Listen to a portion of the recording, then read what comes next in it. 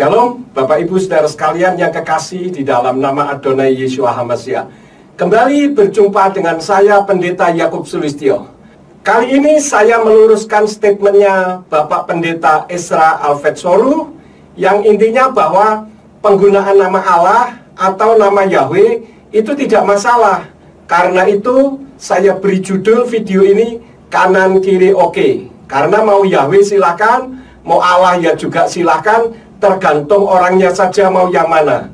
Mari kita lihat video lengkapnya terlebih dahulu seperti ini.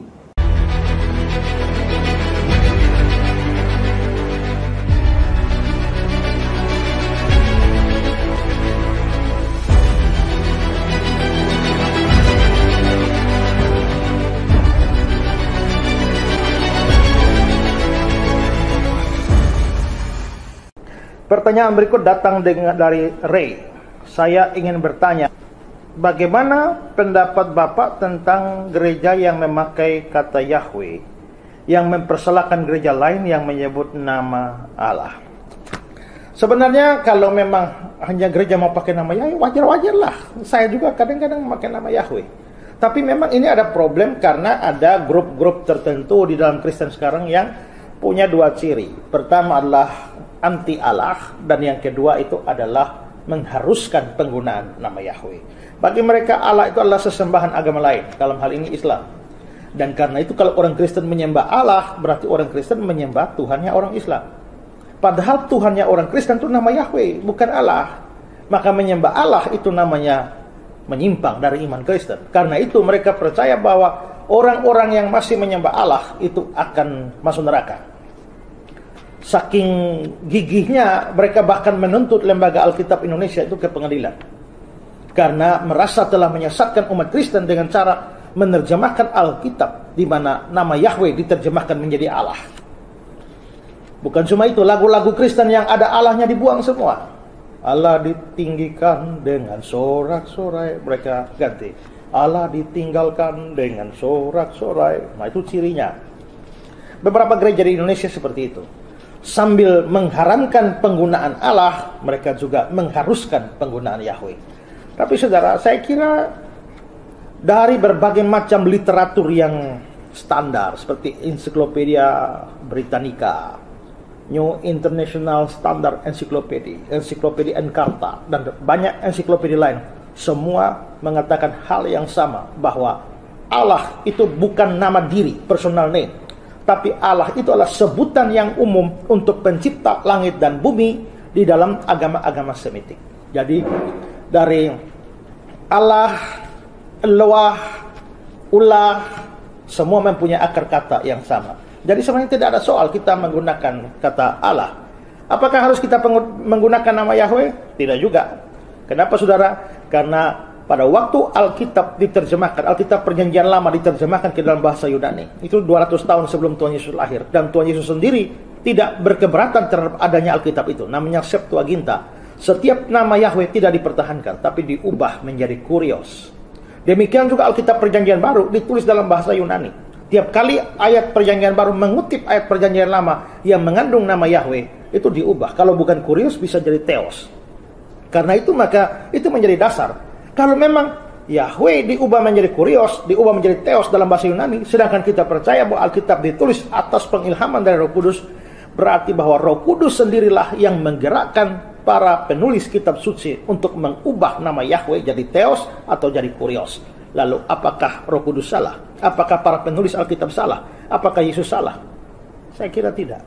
Jadi kalau mau pakai Yahweh silakan, tapi jangan menyalahkan orang yang tidak pakai, dan jangan mengharapkan orang yang tidak pakai nama Allah. Mau pakai Allah boleh, mau Tuhan boleh, mau Yahweh boleh, terserah saudara saja. Ya.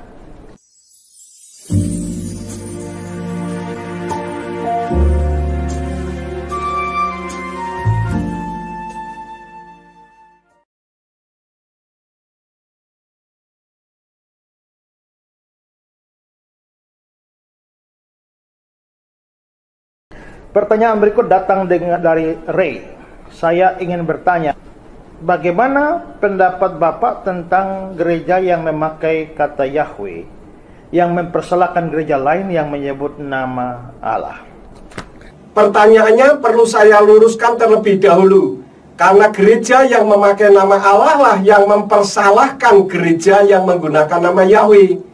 Kalau tidak dipersalahkan, kenapa saya disingkirkan dari sinode? Saya menghormati kok, orang mau pakai Allah, monggo kerso, silakan saja, karena itu hak seseorang.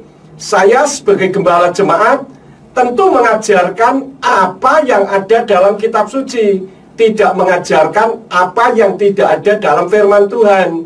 Jadi karena di kitab berbahasa Ibrani tidak ada nama Allah, ya jangan menggunakan yang tidak ada. Sementara yang ada dan tertulis ribuan kali justru dihilangkan. Ini kan tidak rasional.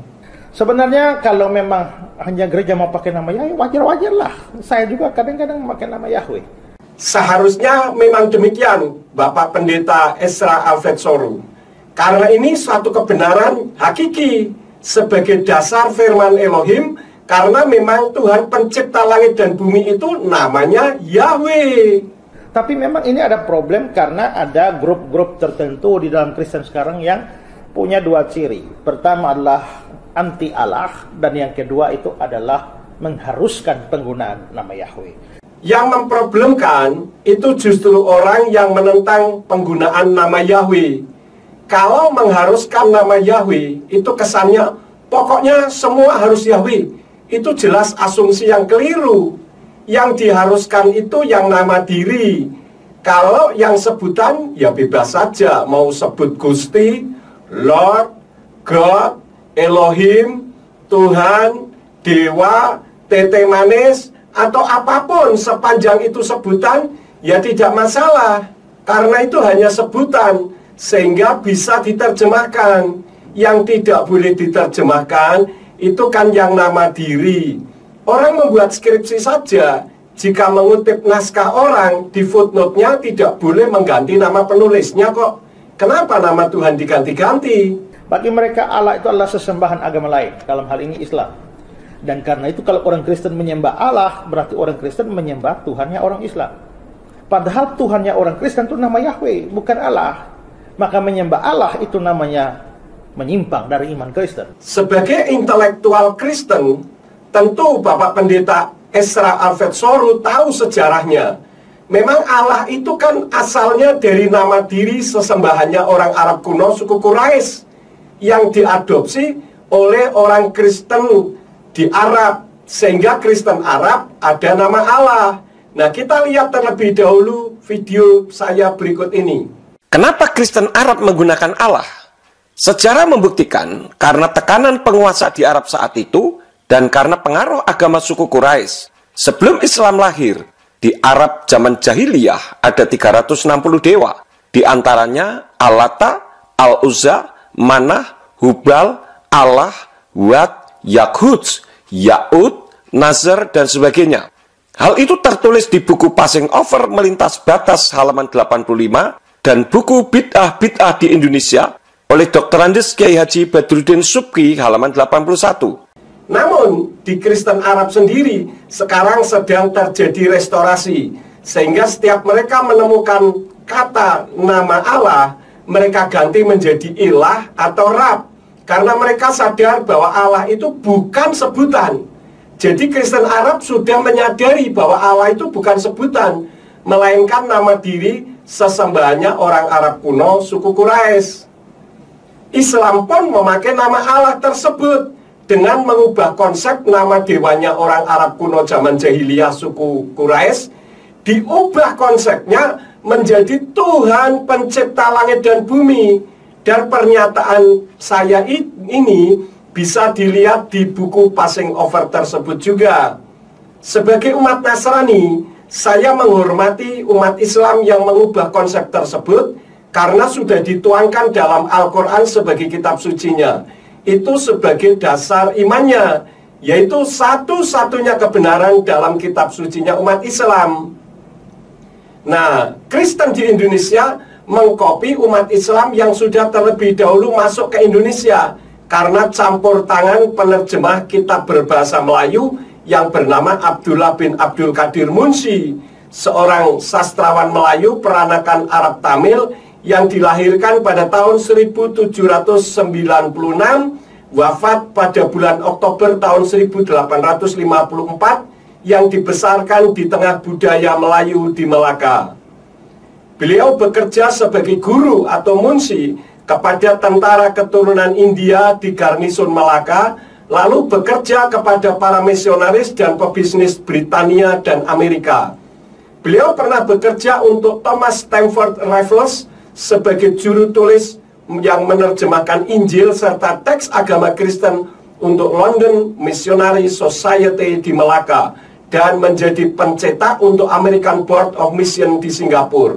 Itulah asal mula bagaimana nama Allah bisa ada di dalam umat Nasrani. Karena itu mereka percaya bahwa orang-orang yang masih menyembah Allah itu akan masuk neraka. Masalah masuk surga atau neraka itu yang menentukan Tuhan. Kami yang sudah tidak menggunakan nama Allah karena belajar untuk mengikuti dan taat firman Tuhan. Karena kitab suci melarang menyebut nama sesembahan lain. Di dalam Keluaran 34 ayat yang ke-14 di dalam kitab Tenak berbunyi, Kilo tistakawe leel akhir ki yawe kanasmu el kanahu, yang artinya sebab kamu tidak boleh menyembah kepada sesembahan lain, karena Yahweh yang namanya cemburuan, dialah Elohim yang cemburu. Dan itu karena cintanya kepada manusia, sampai-sampai dia buktikan dengan turun ke bumi dalam wujud seperti manusia, yaitu Yeshua HaMashiach, yang di Indonesia dikenal dengan nama Yesus Kristus. Saking gigihnya mereka bahkan menuntut lembaga Alkitab Indonesia itu ke pengadilan. Nah, ini lagi soal menuntut Yayasan Lembaga Alkitab Indonesia. Saya yang dihujat-hujat pendeta dan Kristen penyembah Allah. Kenapa? Karena dikira saya yang menuntut. Perhatikan, saya bukan penuntut loh, tapi saya dipanggil pengadilan sebagai saksi ahli.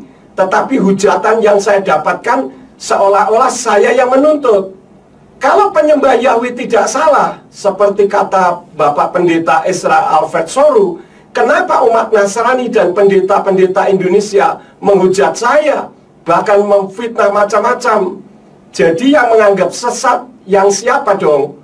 Penyembah Allah atau yang sudah tidak lagi pakai nama Allah? Karena merasa telah menyesatkan umat Kristen dengan cara menerjemahkan Alkitab, di mana nama Yahweh diterjemahkan menjadi Allah. Yahweh kan memang nama diri. Dalam kitab Yesayahu pasal 42 ayat yang ke-8 dikatakan, Ani Yahweh Husmi Ufodi leakhir lo'aten utilati lapsilim, yang artinya, aku Yahweh itu namaku, dan aku tidak akan memberikan kemuliaanku kepada yang lain, dan pujianku kepada patung. Dan nama itu tidak diberikan manusia loh, melainkan oleh dirinya sendiri, seperti yang tertulis dalam kitab Yirmiyahu atau Yeremia pasal yang ke-33 ayat yang ke-20. Di dalam kitab suci Indonesian Literal Translation berbunyi, sebab engkau yang telah menaruh tanda-tanda dan keajaiban-keajaiban di tanah Mitsraim atau Mesir sampai pada hari ini, dan di Israel serta di antara manusia. Dan engkau telah membuat nama bagimu. Perhatikan, engkau telah membuat nama bagimu seperti pada hari ini. Jadi jangan berani-berani menerjemahkan nama, sementara semua nama di bumi ini pun tidak bisa diterjemahkan, kan? Bagaimana prosesnya nama Yahweh bisa menjadi nama Allah? Maksud saya, siapa yang memberi otoritas untuk mengubah nama kudus itu? Bagaimana jika Mose atau Musa kita ganti menjadi Gideon, sementara Gideon kita ganti jadi Abraham? Kacau semua isi kitab gara-gara nama bisa diganti-ganti. Bukan cuma itu, lagu-lagu Kristen yang ada Allahnya dibuang semua. Allah ditinggikan dengan sorak-sorai, mereka ganti. Allah ditinggalkan dengan sorak-sorai. Nah, itu cirinya. Beberapa gereja di Indonesia seperti itu. Saya kira untuk masalah ini Bapak Pendeta Ezra Alfred Soru terlalu membesar-besarkan. Karena saya keliling di gereja yang sudah tidak menyebut nama Allah, baik di Indonesia maupun di negara lain, tidak ada tuh yang seperti Bapak Pendeta Ezra Alfred Soru katakan, yang tadi dikatakan bahwa Allah ditinggikan diganti menjadi Allah ditinggalkan. Atau Bapak Pendeta Ezra Alfred Soru, tolong bisa tunjukkan kepada saya gereja apa dan di kota mana. Sambil mengharamkan penggunaan Allah, mereka juga mengharuskan penggunaan Yahweh. Perlu diluruskan bahwa yang mengharamkan itu bukan gereja penyembah Yahweh, melainkan firman itu sendiri. Ada banyak ayat-ayatnya untuk masalah ini, dan tidak memungkinkan tentu saja untuk saya sajikan semua di sini. Satu ayat tadi saja di dalam Keluaran 34 ayat 14 sudah mewakili isi hati Tuhan itu sendiri. Dan untuk mengharuskan penggunaan Yahweh juga tidak benar. Tadi di depan sudah saya sampaikan, jika untuk sebutan mau diganti Gusti, Dewa, Tuhan, Elohim, Lord, God, atau apapun sepanjang itu sebutan tidak masalah. Jadi tidak harus semuanya Yahweh. Tapi saudara, saya kira dari berbagai macam literatur yang standar seperti Encyclopedia Britannica, New International Standard Encyclopedia, Encyclopedia Encarta, dan banyak ensiklopedia lain, semua mengatakan hal yang sama, bahwa Allah itu bukan nama diri, personal name, tapi Allah itu adalah sebutan yang umum untuk pencipta langit dan bumi di dalam agama-agama Semitik. Jadi dari Allah, Eloah, Ulah, semua mempunyai akar kata yang sama. Jadi sebenarnya tidak ada soal kita menggunakan kata Allah. Perlu saya terangkan bahwa Encyclopedia Britannica, New International Standard Encyclopedia, Encyclopedia Encarta, dan lain-lain yang mengatakan bahwa Allah itu bukan nama diri. Namun itu semua kan pendapat manusia, bukan firman. Bagaimana mungkin pendapat manusia bisa mengalahkan otoritas firman itu sendiri? Bagaimana pula dengan pendapat para ahli berikut ini yang menyatakan bahwa Allah itu nama diri? Nanti Bapak Ibu bisa mempausnya untuk melihat lebih jelas, karena ini juga diterangkan oleh para ahli yang ahli di bidangnya. Dan ada banyak sekali saya dapatkan buku-bukunya, walaupun tidak bisa saya sampaikan semua di sini.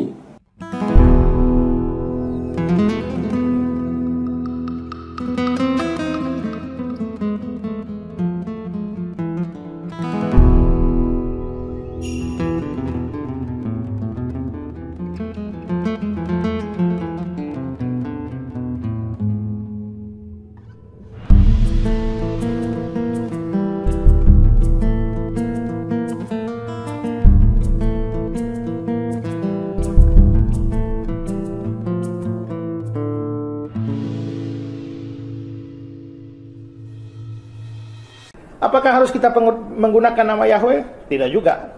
Kenapa saudara? Karena pada waktu Alkitab diterjemahkan, Alkitab Perjanjian Lama diterjemahkan ke dalam bahasa Yunani, itu 200 tahun sebelum Tuhan Yesus lahir. Dan Tuhan Yesus sendiri tidak berkeberatan terhadap adanya Alkitab itu, namanya Septuaginta. Setiap nama Yahweh tidak dipertahankan, tapi diubah menjadi Kurios.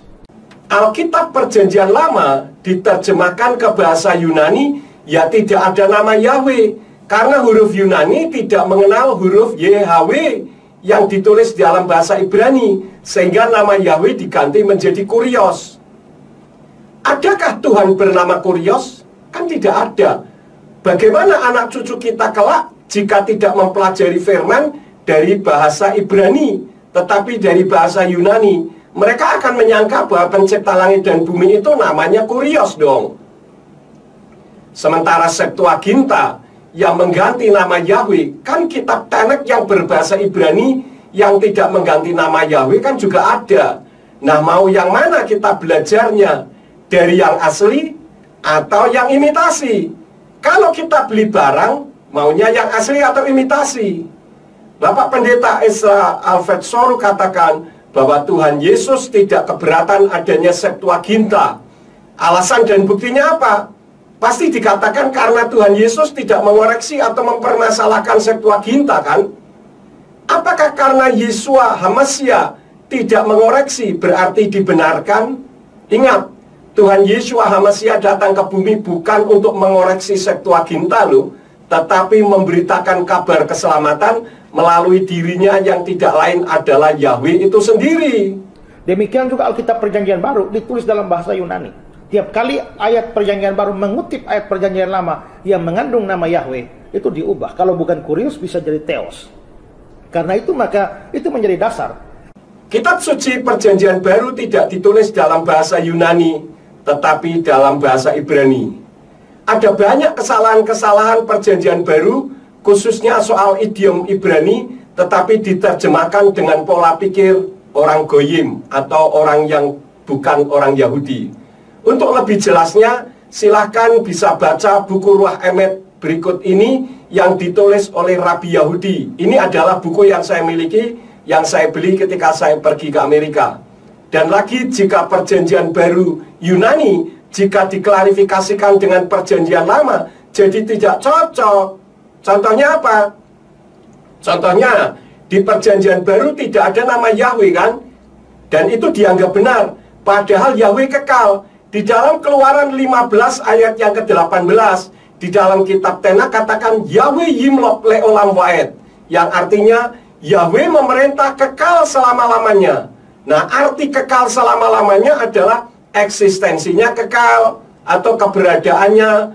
Masa kalau eksistensinya kekal, namanya hilang? Sedangkan Daud, Abraham, Mose, Elisa, Yitzhak, dan para nabi yang menyembahnya Yahweh dan orangnya sudah mati, kok namanya masih ada ya di dalam kitab Ibrani pasal 11 dan di kitab perjanjian baru yang lainnya.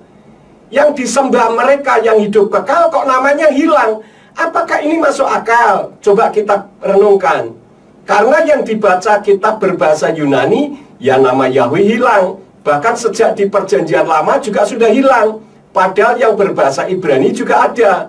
Setan memang takut nama Yahweh sehingga berusaha untuk melenyapkannya. Kalau memang Yahweh diubah menjadi kurios, diubah menjadi theos dalam bahasa Yunani, sedangkan kita percaya bahwa Alkitab ditulis atas pengilhaman dari Roh Kudus, berarti bahwa Roh Kudus sendirilah yang menggerakkan para penulis kitab suci untuk mengubah nama Yahweh jadi theos atau jadi kurios.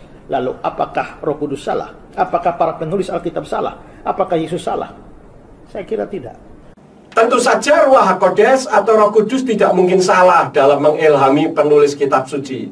Orang yang mengatakan bahwa perjanjian baru ditulis dalam bahasa Yunani, saya mau tanya, bisakah kalian menunjukkan tulisan tangan Matae, Markus, Lukas, Yohanan yang ditulis dalam bahasa Yunani? Nggak bisa juga kan?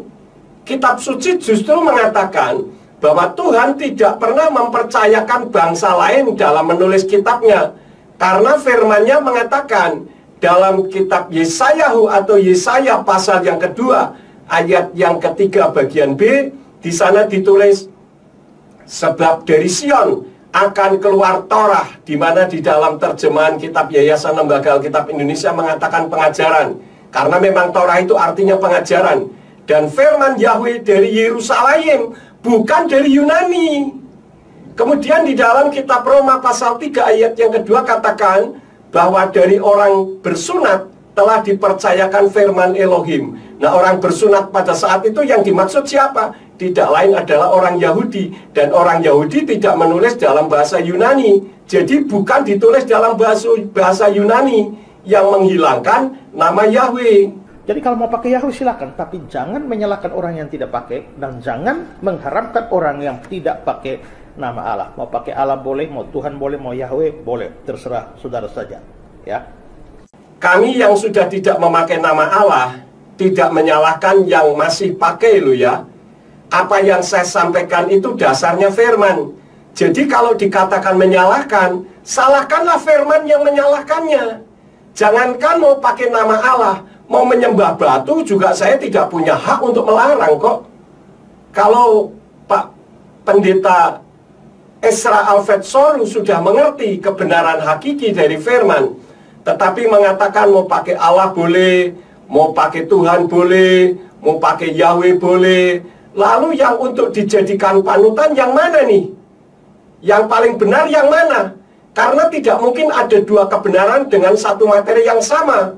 Namun banyak perbedaan, pasti ada yang 100% benar, ada yang 50% benar. Realitas membuktikan penggunaan nama Allah di Indonesia yang sudah sedemikian luar biasa membuat orang berpikir bahwa yang disembah oleh Abraham, Yitzhak, dan Yakub itu Allah loh, bukan Yahweh.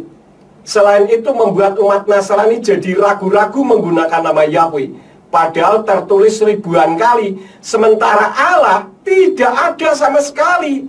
Tapi kenapa dipertahankan? Demikianlah pelurusan saya terhadap statementnya Bapak Pendeta Ezra Alfred Soru. Mohon dimaafkan jika ada tutur kata yang tidak berkenan di hati Bapak Ibu Saudara sekalian. Apabila video ini memberkati, kiranya dapat like, subscribe, komen, dan share, sehingga menjadi berkat bagi yang lain juga. Jangan lupa klik loncengnya, agar jika kami membuat video, maka Bapak Ibu bisa mendapatkan lebih dahulu. Terima kasih telah menonton video ini hingga berakhir. Bapak Yahweh Besem Yeshua HaMashiach Baruach HaKodesh memberkati. Amin.